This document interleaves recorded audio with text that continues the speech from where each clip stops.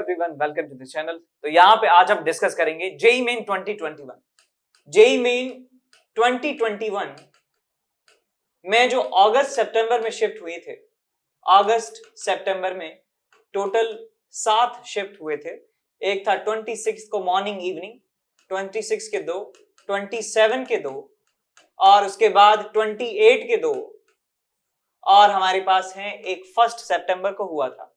1 सितंबर को हुआ था 2, 4, 6 और एक 7, टोटल 7 शिफ्टों में जितने भी क्वेश्चंस पूछे गए हैं आपसे फिजिक्स के इन चैप्टर से, वो यहाँ पे मैं आपके साथ डिस्कस करने वाला हूँ। स्टार्टिंग से लेकर लास्ट तक कैसे सोचना है, कैसे सॉल्व करना है, आंसर तक निकाल के आपको दिखाऊंगा मैं सवालों का। तो चलिए स्टार्ट करते हैं बिना किसी देरी के। सबसे पहला सवाल हमारे पास आता है जो पूछा गया है 26 अगस्त 2021 इवनिंग वाली शिफ्ट में। सवाल में कहा गया है आपसे choose the most appropriate answer from the options given below. तो ये ऑप्शंस हैं आपके पास और ये आपको लिस्ट 1 से लिस्ट 2 को मैच करवाना है। तो जब भी आपके पास ऐसे सवाल आते हैं, आपको ऐसा लग रहा होगा कि ये 4 हमें मैच कराने हैं, तो 4 सवाल है ये, लेकिन आपको थोड़ा सा स्मार्टली यहाँ पे सोचना होगा। आपको ऑप्शंस जो हैं, ऑप्शंस क्योंकि 4 से ज्यादा वो नहीं दे सकते हैं, तो ये उनकी वीकनेस है। तो हमें एक ऐसे ऑप्शंस चूज करने हैं, हमें ऑप्शन से चलना है ना। तो पहले एक मैच करवा देते हैं। तो यहाँ पे मैं मैग्नेटिक इंडक्शन यानी मैग्नेटिक फील्ड को मैच करवा देता हूँ, फिर ऑप्शंस की तरफ आपको लेके चलूंगा। सो मैं मैग्नेटिक फील्ड एक का डायमेंशनल निकालना चाहता हूँ। तो इसका डायमेंशन या तो आप याद कर सकते हैं, यदि याद नहीं है तो मैं पहले इसको निकालने के लिए इसका डायमेंशन में एक ऐसा फॉर्मूला सोचने वाला हूँ जिस फॉर्मूले में हमें नोन क्वांटिटीज आती हैं। तो एक फॉर्मूला हमारे पास होता है कि ILB is equal to F। यदि ये करंट कैरिंग कंडक्टर में करंट I है, लेंथ उसका L है, मैग्नेटिक फील्ड B में रखा हुआ है, और तो उसके ऊपर लगने वाला जो फोर्स है F के बराबर होता है।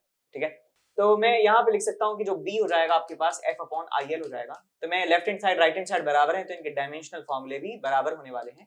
सो फोर्स का डायमेंशनल फॉर्मूला हो गया MLT-2 डिवाइडेड बाय करंट का डायमेंशन A और लेंथ का डायमेंशन L, L से L चला गया, M1A-1T-2।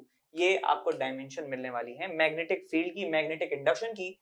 ऑप्शन मैच कराइए तो आपको ये वाला ऑप्शन मैच हो रहा है, तो A का तो थर्ड आंसर होगा ही होगा। अब ऑप्शन की तरफ चलते हैं कि किसमें A का थर्ड है, इसमें है और इसमें है, इसका मतलब ये वाली पूरी ऑप्शन गलत है, ये वाला पूरा ऑप्शन गलत है। अब आपके पास 2 ऑप्शंस हैं। अब देखिए, मान लीजिए मैं थर्ड ऑप्शन सॉल्व करता हूं तो मुझे कोई फायदा नहीं होगा थर्ड वाले पार्ट को सॉल्व करने का। तो मैं सेकंड को यदि सॉल्व कर लूं तो मुझे पता चल जाएगा इनमें से कौन सा सही है। तो यहाँ पे सेकंड को सॉल्व कीजिए। मैग्नेटिक फ्लक्स, मैग्नेटिक फ्लक्स क्या होता है? Magnetic field into area. मैं एकदम सिंपलेस्ट फॉर्मूला की बात कर रहा हूँ, है ना। ये मत कहना कि ऐसा एंगल तो आपने देखा ही नहीं, बिल्कुल, क्योंकि एंगल का कोई डायमेंशन नहीं होता। तो मैं यहाँ पे लिखूंगा magnetic field into area is flux. सबसे सिंपलेस्ट एम्पेरिकल फॉर्मूला जो है आप यहाँ पे इस्तेमाल करेंगे, B इंटू ए। बी का डायमेंशन निकाल चुके हैं, विच इज MA-1 T-2, और यहाँ पे एरिया से मल्टीप्लाई कर देंगे। एरिया होता है हमारे पास L2। सो M1 L2 A-1 T-2। आप चेक कर लीजिए कि कौन सा ऑप्शन यहाँ पे मैच हो रहा है। L2 आना चाहिए, T-2 A-1, यानी सेकंड का फर्स्ट ऑप्शन मैच हो रहा है। ऑप्शन देखिए दोबारा से, सेकंड का फर्स्ट ऑप्शन है, यानी कि ये वाला ऑप्शन सही है, फोर्थ ऑप्शन। तो ऐसे हम बहुत ही कम समय में ऐसे सवालों को सॉल्व कर सकते हैं। Hello my dear students, I am Neeraj Kumar Chaudhary और फिजिक्स टीचर। बच्चों, एक बहुत इंपॉर्टेंट इंफॉर्मेशन देनी है। अनअकैडमी पे T20 टेस्ट सीरीज स्टार्ट हो रही है 7th अक्टूबर से, जो कि 7th अक्टूबर से लेके 29th अक्टूबर तक चलेगी। डेली टेस्ट होगा 6:30 से लेके 7 PM तक, ठीक है ना। और ये टेस्ट जो लोग अपना IIT JEE का एग्जाम 2022 में देना चाहते हैं, यानी कि ड्रॉपर्स और 12th के बच्चे 2023 में देंगे, 11th के बच्चे, और जो 2024 में देंगे यानी कि 10th के स्टूडेंट, उनके लिए प्लान की गई है। ठीक है बच्चों, डेली टेस्ट होगा, डेली रिजल्ट आएगा उसी टाइम, और डेली अवार्ड्स हैं इसमें। अगर रैंक 1 आती है आपकी तो आपको 5,000 रुपए का अमेजोन का वाउचर, 2 to 6 को 3,000, 7 to 20 को 2,000, ठीक है ना। और बच्चों, आप अगर विनर हो तो आपको 20% का स्कॉलरशिप भी मिलेगा अगर आपकी रैंक 1 से लेके 50 तक आती है, अगर आप कोई भी सब्सक्रिप्शन लेते हो तो, ठीक है ना। तो बच्चों, बहुत ही अच्छा मौका है, जल्दी से जल्दी इसमें एनरोल कर लीजिए। और NKC सर लाइव कोड डालना ना भूलें, ठीक है बच्चों। चलिए, बेस्ट ऑफ लक। आगे बढ़ते हैं अगले सवाल की तरफ। सवाल कहता है in the given circuit the AC source has omega 100 radian per second. Considering inductor and capacitor to be ideal, what will be the current flowing through the circuit? तो सर्किट के द्वारा, सर्किट में जो फ्लो हो रहा है current, वो आपको कैलकुलेट करना है। तो मैं मान लेता हूं कि यहाँ पे करंट जो है I1 के बराबर है, यहाँ पे जो करंट है I2 के बराबर है, तो टोटल करंट कितना हो जाएगा? आपको यहाँ से करंट मिलने वाला है I is equals to I1 plus I2। लेकिन आप ध्यान रखना, AC में जो करंट होता है वो वेरी होता है टाइम के साथ। तो ये बेसिकली दो फेजर्स हैं, ये I total current is equals to I1 phasor और I2 फेजर। इन दोनों फेजर्स को हमें ऐड करना है। फेजर्स कह सकते हैं कि एक वेक्टर है, इन दोनों वेक्टर्स को यदि हम ऐड कर देते हैं तो हमें टोटल करंट मिलने वाला है। तो यहां पे पहले मैं करंट निकालने वाला हूं, करंट कितना होगा। तो देखिए बेटा, ये आपके पास 100 माइक्रोफेरेड है कैपेसिटेंस, तो मैं यहां से सबसे पहले XC निकालूंगा, that is 1 upon omega C। 1 upon omega की जो वैल्यू है 100 के बराबर है, C की जो वैल्यू है 100 के बराबर है, 10 टू द पावर 6 ऊपर आ जाएगा, 1 2 3 4, ये बच गया 2, तो आपको यहां से मिलेगा 100 ओम के बराबर वैल्यू। और यहाँ पे जो रेजिस्टेंस है उसकी वैल्यू है 100 ओम के बराबर। तो यदि मैं इसका इंपीडेंस निकालता हूँ इस वाली ब्रांच का, तो आपको मिल जाएगा यहाँ से 100√2 ओम, ये आपको इंपीडेंस मिलने वाला है। और आप एक चीज बता सकते हैं यहाँ पे क्लियरली कि यदि इसका फेजर डायग्राम बनाता हूं तो रेजिस्टेंस आपको मिलेगा यहाँ पे 100 ओम, और XC जो है, XC का मतलब है कि वोल्टेज यहाँ पे लैग कर रहा है, करंट यहाँ पे लीड कर रहा है। तो यहाँ पे मैं XC दिखा देता हूं विच इज आल्सो 100। तो आपको जो टोटल इंपीडेंस मिल रहा है, टोटल इंपीडेंस 100√2, वो आपको मिल रहा है यहाँ से 45 डिग्री नीचे। यानी कि इस वाली ब्रांच में जो वोल्टेज है वो लैग करेगा, करंट जो है लीड करेगा।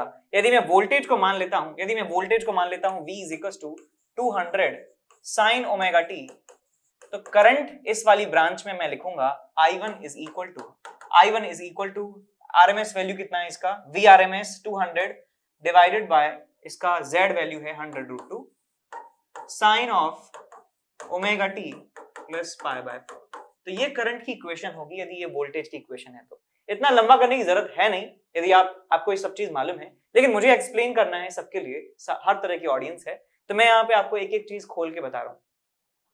तो ये करंट की इक्वेशन होने वाली है पहली वाली ब्रांच में। अब बात करता हूं मैं दूसरी वाली ब्रांच में। ये आपके पास इंडक्टेंस है इसका हाफ हेनरी, और इसका XL वैल्यू आप निकाल सकते हैं, XL is equals to omega into L, omega is 100 into this is 50 ohm, और यहाँ पे रेजिस्टेंस भी 50 ओम के बराबर दिया हुआ है। तो यदि मैं नीचे वाली ब्रांच का टोटल इंपीडेंस निकालना चाहूं तो टोटल इंपीडेंस आपको मिल जाएगा Z2 इज इक्वल्स टू 50√2, और इसका यदि मैं इंपीडेंस डायग्राम बनाऊंगा तो आपको मिलेगा यहाँ पे रेजिस्टेंस इज 50 और XL जो है मिलेगा आपको आल्सो 50। तो इनका जो रिजल्टेंट है आपको मिल जाएगा 50√2, ठीक है। तो ये 50√2 हो गया। अब मैं कह सकता हूं ये वाला जो एंगल है कितना हो जाएगा, 45 डिग्री के बराबर।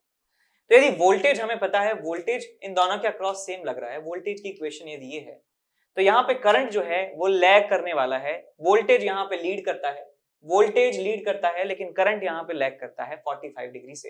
तो यहाँ पे करंट की जो वैल्यू है आपको मिलने वाली है 200 which is RMS voltage divided by Z value which is 50√2 into आपको मिलेगा sine of omega t minus pi by 4। तो ये हमें करंट मिल चुका है I2, हमें करंट मिल चुका है I1। तो ये बेसिकली दो SHM है ऐसा कह सकते हैं, या दो फेजर हैं ऐसा कह सकते हैं, दोनों को हमें ऐड करना है।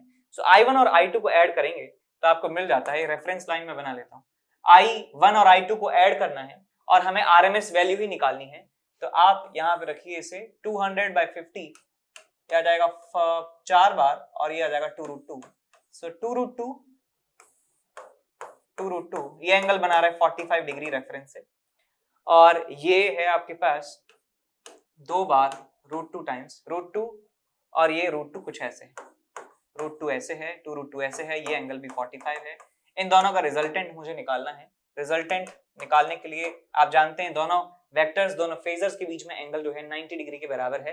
तो आपको मिल जाएगा I टोटल जो है, I total RMS value is equals to this square plus this square का अंडर रूट। सो √2 का स्क्वायर प्लस 2√2 का स्क्वायर का under root, so it will be 2 + 8 का under root which is under root of 10। Under root 10 लगभग होता है 3.16 ampere के बराबर। तो ये RMS टोटल करंट आपको मिलने वाला है पूरे सर्किट में, ठीक है। तो ऑप्शन इनमें से कोई सा भी मैच नहीं हो रहा है। जो मालूम है मैच नहीं हुआ था इस वाले सवाल में। तो इसका सही आंसर जो है वो 3.16 है, 3.16 एम्पियर है, लेकिन एनटीए ने जिसका इसका आंसर दिया था वो 4.24 दिया था। ठीक है, जिसका सही आंसर 3.16 एम्पियर है, यदि आप एक सही तरीके से इसको सॉल्व करते हैं तो। ठीक है, आपकी क्या राय है? यदि आपको मालूम है कि ये आंसर कैसे आया तो प्लीज कमेंट में लिख के बताइए। I would love to know कि आप क्या कहते हैं इस आंसर के बारे में। ठीक है, अगला सवाल हमारे पास है ये, जो JEE main 2021 26th of August evening को पूछा गया था। A circular coil of radius 8 cm and 20 turns is rotated about its vertical diameter with an angular velocity of 50 radian per second. In a uniform magnetic field of 3 into 10 to the power minus 2 Tesla, the maximum EMF induced in the coil will be equal to। ठीक, तो आपको maximum induced EMF निकालना है कि एक हमारे पास क्या है, सर्कुलर कॉइल है, उसको रोटेट किया जाता है उसकी वर्टिकल डायमीटर के अबाउट। तो यहाँ पे सवाल एक बार समझ लीजिए, हमारे पास एक कॉइल है लाइक दिस, और इस कॉइल का जो रेडियस है हमें दिया है 8 सेंटीमीटर, और इसमें जो नंबर ऑफ टर्न्स हैं वो कितने हैं, 20 के बराबर है। एक वर्टिकल डायमीटर है, दिस इज वर्टिकल डायमीटर, इसके अबाउट इस कॉइल को रोटेट किया जाता है। तो आप मान लीजिए कोई भी एक कॉइल, तो मान लीजिए कॉइल है, बीच वाला पार्ट जो है इग्नोर कर सकते हैं, सिर्फ आउटलाइन की बात करेंगे यहाँ पे, या फिर कर ही देते हैं ऐसा, आउटलाइन ही छोड़ते हैं इसमें। ओके, तो ये हमारे पास है लूप। ओके, ये लूप है, इस लूप का जो रेडियस है हमें बताया हुआ है, और जो इसका नंबर ऑफ टर्न्स है वो भी बताया हुआ है। एक वर्टिकल डायमीटर के अबाउट इसे रोटेट किया जाता है। This let's say this is a imaginary line, vertical diameter है, वर्टिकल प्लेन में जो डायमीटर है वर्टिकल डायमीटर इसको कहेंगे। इसके अबाउट इसे घुमाया जाता है, तो ऐसे घुमाया जाता है इस लूप को घुमाया जाता है, ऐसे ऐसे इसको घुमाया जा रहा है। और कहा गया है कि मैग्नेटिक फील्ड जो है वो हॉरिजॉन्टल है, मैग्नेटिक फील्ड इस तरीके से है इस पूरे रीजन में लाइक दिस।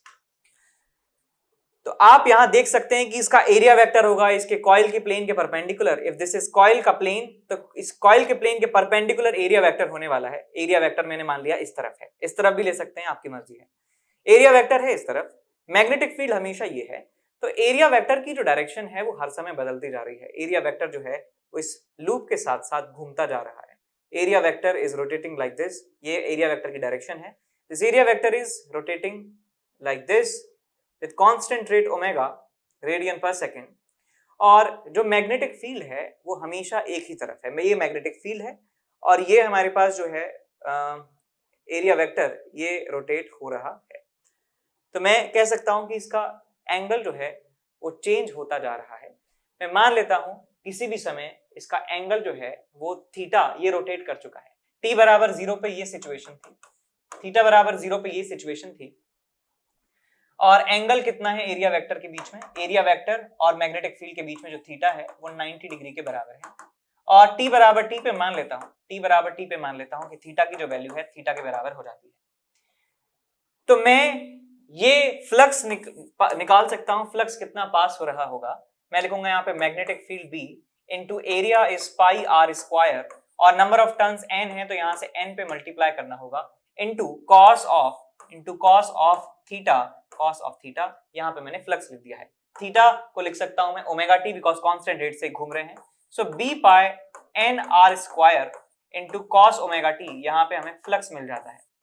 अब यदि इसको डिफरेंशिएट कर देंगे तो हमें इंड्यूस्ड ईएमएफ की वैल्यू भी मिल जाएगी। So D phi by D T का मैग्नीट्यूड जो है, या minus D phi by D T EMF होता है, मॉड ले लेंगे इसका, तो ये मिल जाएगा आपको B omega pi N are square, ये बन जाएगा साइन ओमेगा टी।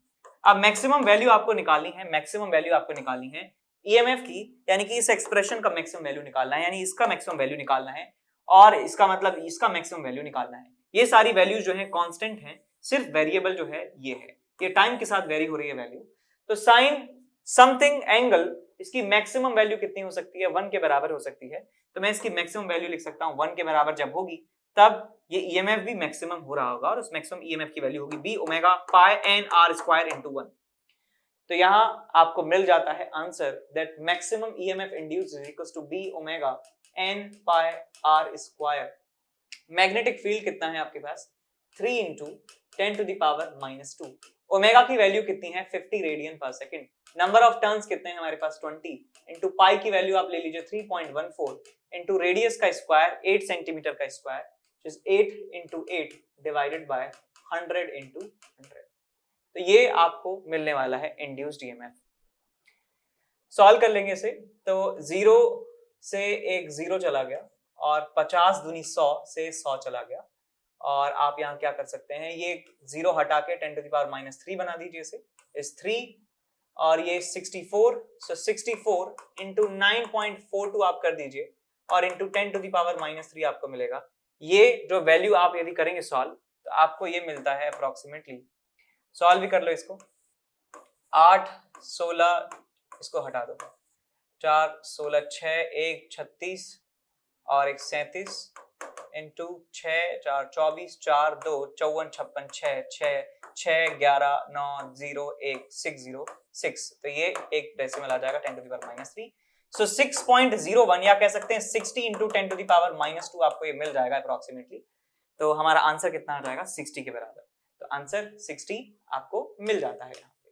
ठीक है, आसान था, कैलकुलेशन भी आसान थी, कोई दिक्कत की बात यहाँ पे नहीं थी। आगे चलते हैं अगले सवालों की तरफ। सवाल कहता है आपसे, coil in the shape of an equilateral triangle of side 10 centimeter lies in vertical plane between the pole pieces of permanent magnet producing a horizontal magnetic field of 20 millitesla. The torque acting on the coil when current of 0.2 ampere is passed through it and its plane becomes parallel to the magnetic field will be equal to. तो last में मुझे एक point दिखा जिसमें कहा इन्होंने कि जब प्लेन जो है ट्राइंगल का वो पैरेलल हो जाता है मैग्नेटिक फील्ड के और मैग्नेटिक फील्ड हॉरिजॉन्टल डायरेक्शन में है, तो यहां पे आप बना दीजिए, ये हमारे पास मैग्नेटिक फील्ड है लाइक दिस, और इस इंस्टेंट पे एक लूप हमारे पास है जो ट्राइंगुलर शेप का है, इक्विलैटरल ट्राइंगुलर शेप का है। इसकी जो साइड है 10 सेंटीमीटर है, मैं मान लेता हूं अभी के लिए a के बराबर है, और इसमें जो मैग्नेटिक फील्ड यहाँ पे लगाया गया है वो 20 मिली टेस्ला के बराबर है, 20 मिली टेस्ला। टॉर्क आपसे पूछा गया है और क्या दिया है, करंट 0.2 एम्पियर पास करवा रहे हैं। ठीक, आगे आगे आगे, torque acting on the current 0.2, ठीक है।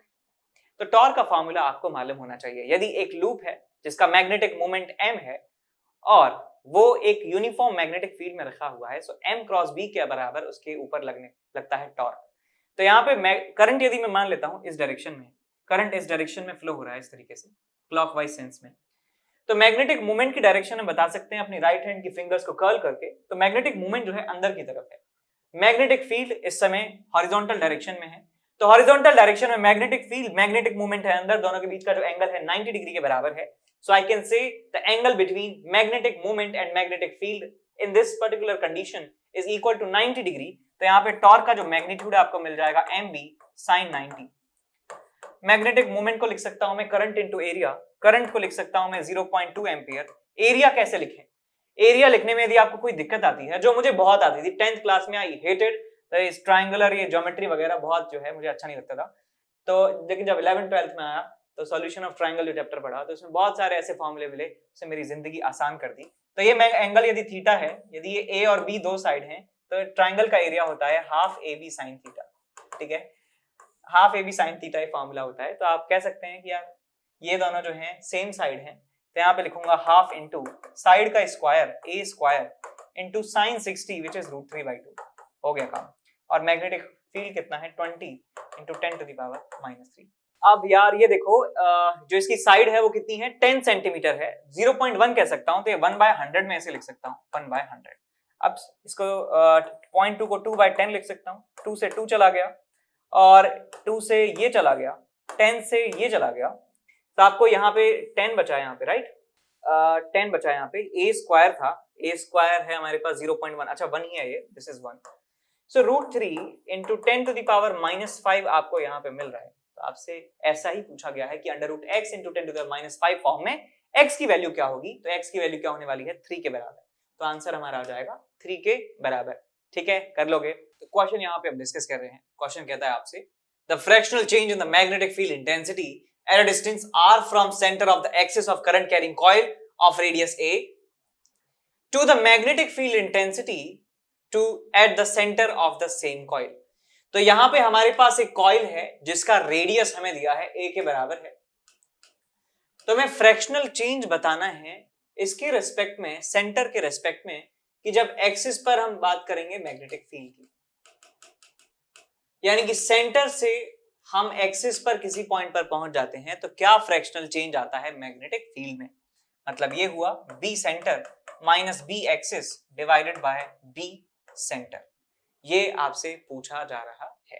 तो आप यहाँ पे क्या कर सकते हैं, सेंटर पर मैग्नेटिक फील्ड आप निकाल लीजिए, कितना आएगा आपके पास, mu not I bye 2r के बराबर, r जो है रेडियस होता है, इसका रेडियस a है, माइनस एक्सिस पे बात करें mu not upon 4 pi 2i pi a square divided by a square plus r square raise to the power 3/2।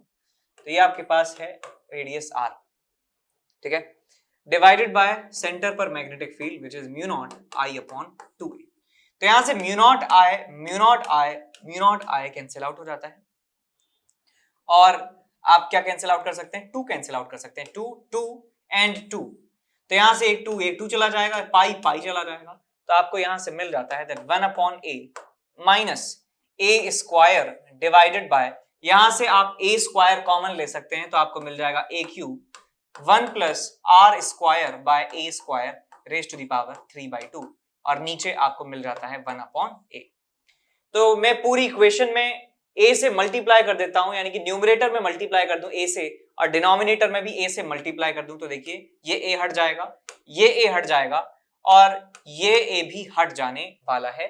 तो आपको यहां पे मिलता है 1 minus 1 upon 1 plus r square by a square raise to the power 3/2। इस power को ऊपर ले जाइए, 1 minus 1 plus r square by a square raise to the power minus 3/2, और 1 plus x raise to the power n को 1 plus nx लिखा जा सकता है, तो 1 minus 3r square upon 2a square आपको ये मिल जाता है। सॉल्व करिए इसे, तो ये चला जाएगा, माइनस माइनस प्लस हो जाएगा, से 3/2 r square by a square आपको आंसर मिल जाता है। 3/2 r square by a square, 3/2 r square by a square, D option जो है आपका मैच यहाँ पे कर जाता है। अगला सवाल हमारे पास है कुछ ऐसे, there are 2 infinitely long straight current carrying conductors and they are held at right angles to each other। दोनों 90 डिग्री एंगल बनाते हुए ये दिखाई देते हैं। बेसिकली दो वायर्स को परपेंडिकुलरली बेंड कर दिया है, so that their common ends meet at origin as shown in figure given below। Ratio of the current in both of the conductors is 1:1, यानी करंट बिल्कुल बराबर है। तो magnetic field at point P is equal to, तो point P पर magnetic field की value आपको बतानी है। तो इस सवाल को सॉल्व करने से पहले एक फॉर्मूला मैं आपको याद दिलाना चाहता हूं। यदि आपके पास एक फाइनाइट वायर है और इसमें करंट कैरी होता है I के बराबर, और यहां से एक परपेंडिकुलर डिस्टेंस r दूर एक पॉइंट है, पॉइंट P, और ये जो एक्सट्रीम एंड्स हैं ये इस परपेंडिकुलर से एंगल बनाते हैं अल्फा और बीटा। तो फॉर्मूला जो होता है mu not upon 4 pi I by r sine alpha plus sine beta. तो ये आप ध्यान रखिए, sine alpha plus sine beta है, ये एंगल्स हैं जो एक्सट्रीमिटीज जो हैं वायर की वो बना रही हैं इस रेफरेंस लाइन से। अब यदि मैं क्या करता हूं, किसी भी एक एंड को इनफाइनाइट कर देता हूं, तो लाइन जो है कुछ ऐसी आपको दिखाई देगी इनफाइनाइट तक जाती हुई। तो कोई भी एक एंगल जो है अल्फा जो है 90 हो जाएगा आपके पास। तो मैं यहाँ पे अल्फा की जगह साइन 90 लिख दूंगा, तो आपको मिलेगा 1 प्लस साइन बीटा, और ये आ जाएगा आपके साथ में mu naught upon 4 pi I by r 1 plus sine beta. ये मैग्नेटिक फील्ड बचने वाला है। इस सवाल के रेलेवेंस के हिसाब से मैंने आपको एक फॉर्मूला बताया। तो यहाँ देखिए ये एक वायर है, और इस वायर की जो परपेंडिकुलर डिस्टेंस है इस पॉइंट से वो y के बराबर है, बिकॉज की कोऑर्डिनेट x, y है। इस वायर की जो परपेंडिकुलर डिस्टेंस इस वायर से वो x के बराबर है। ये वाला वायर का एक एंड θ1 एंगल बनाता है, और दूसरा एंड जो इनफाइनाइट पे है वो 90 डिग्री एंगल बनाता है। तो इस वायर की वजह से जो मैग्नेटिक फील्ड है अंदर की तरफ होगा, तो मैं लिखूंगा mu not upon 4 pi I by perpendicular distance y sine θ1 plus 1। ये आपको मैग्नेटिक फील्ड मिल जाता है अंदर की तरफ माइनस k कैप डायरेक्शन में। अब इस वायर की बात करें, इस वायर की वजह से मैग्नेटिक फील्ड यहां पर देखना है, तरीका क्या होता है, अपने राइट हैंड के थंब का जो थंब है उस डायरेक्शन में करंट को रखिए और जो पाम की डायरेक्शन आपको मिल रही है वो मैग्नेटिक फील्ड का डायरेक्शन आपको देगी, तो वो भी अंदर की तरफ है।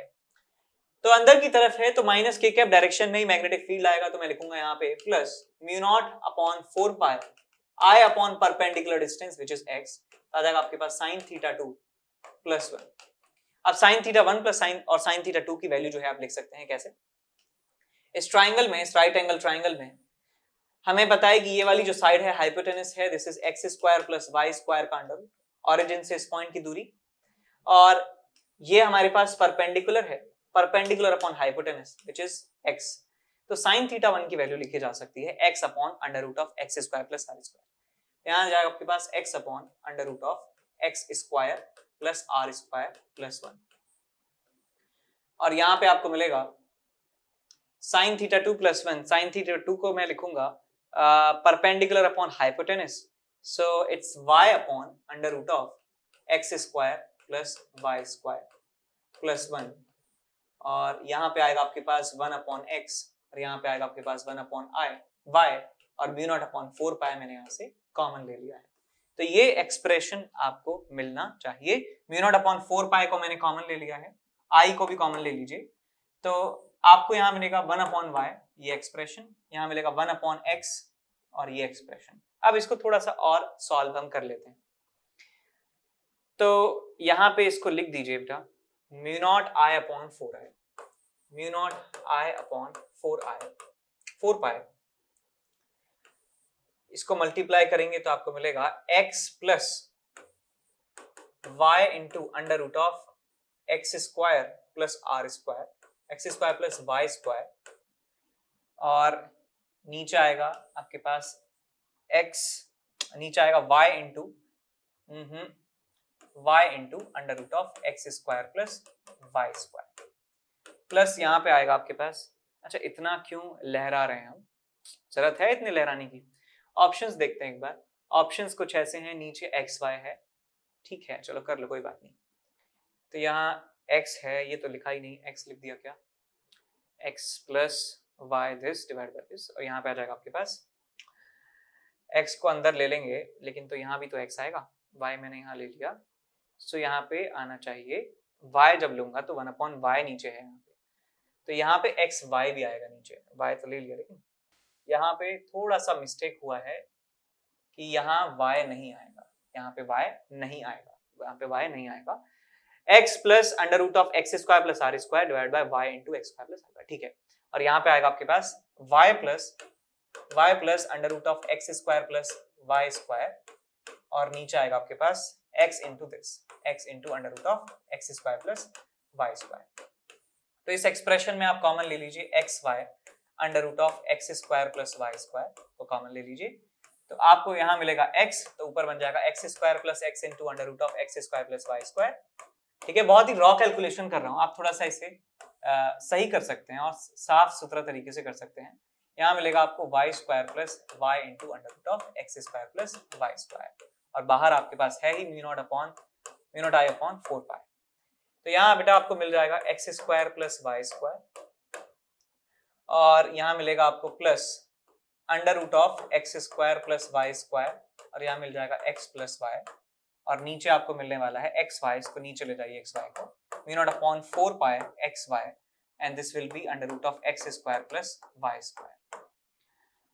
तो इसमें और क्या कर सकते हैं, यहाँ से मैं under root of x square plus Y square का यदि कॉमन ले लेता हूँ इस पूरे एक्सप्रेशन में से, तो आपको मिलता है under root of x square plus Y square plus x plus Y, और यहाँ से कॉमन आ गया आपके पास under root of x square plus Y square, नीचे आ जाएगा आपके पास under root of x square plus Y square, और यहाँ आ जाएगा आपके पास mu not I upon 4 pi x Y. तो ये और ये आपस में कैंसिल आउट हो जाते हैं, तो आपको अंदर मिलता है under root of x square plus Y square plus x plus Y, और बाहर है mu not I upon 4 pi x Y.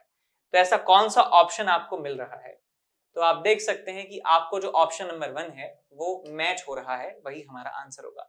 अब इस सवाल को देखिए, क्या हम बिना ये सब कैलकुलेट करे सॉल्व कर सकते हैं क्या, देखिए मेरे साथ। तो हमें इतना पता चल गया कि मैग्नेटिक फील्ड निकालना है, और मैग्नेटिक फील्ड का एक जनरल फॉर्मूला हम जानते हैं कि कुछ कुछ ऐसा आता है, म्यू नॉट अपॉन 4 पाई तो आएगा ही, आई अपॉन डिस्टेंस, ये फॉर्मूला आता है ना। तो एक करंट का एक्सप्रेशन आएगा ऊपर, mu naught I upon 4 pi तो आएगा, तो 1 अपॉन आर आना चाहिए, 1 अपॉन आर आना चाहिए, म्यू नॉट आई बाय 4 आया, म्यू नॉट आई अपॉन 4 पाई के साथ 1 अपॉन आर का एक्सप्रेशन बनना चाहिए। ऑप्शन नंबर 1 2 3 4 यदि हम बात करें इन चारों एक्सप्रेशंस की, तो यहां बेटा देखिए आपको डिस्टेंस मिल रहा है, यहां डिस्टेंस मिल रहा है, यहां पे डिस्टेंस स्क्वायर मिल रहा है, तो डिस्टेंस की पावर 3 मिल रही है आपको, तो ये डायमेंशनली इनकरेक्ट हो गया। यहां भी आपको सेम डायमेंशन मिल रहा है, तो ये भी इनकरेक्ट हो गया। अब आपके पास ये और ये डायमेंशनली करेक्ट हैं। अब आपको देखना क्या है कि देखिए बेटा इसका फील्ड यहां पर और इसका फील्ड यहां पर जुड़ रहा है, हर जगह प्लस आ रहा है, कहीं पे माइनस आ ही नहीं रहा। आप कम से कम यहां भी निकालेंगे तो आपको पता चल गया कि हर जगह प्लस प्लस आ रहा है, तो हमारे फाइनल एक्सप्रेशन में भी प्लस आएगा, माइनस आ ही नहीं सकता है, तो ये ऐसे भी गलत हो गया। तो in between the question before even finding out the answer हम ये बता सकते हैं कि यार ये तो बिल्कुल ही गलत हो गया और डायमेंशन से हमने दोनों रिजेक्ट कर ही दिए हैं। तो ये वाला सवाल, ये वाला जो ऑप्शन है आप इसे टिक कर सकते हैं। आप चाहें तो एक काम और कर सकते हैं कि आप कोई वैल्यूज रख सकते हैं, θ1 और θ2 को बराबर मान सकते हैं। θ1 और θ2 को यदि आप बराबर मानेंगे तो आप ऑप्शन और चेक करा सकते हैं और अपना जो प्रोसेस है उसे और ऑप्शन जो है उनको और नैरो डाउन कर सकते हैं। ठीक है।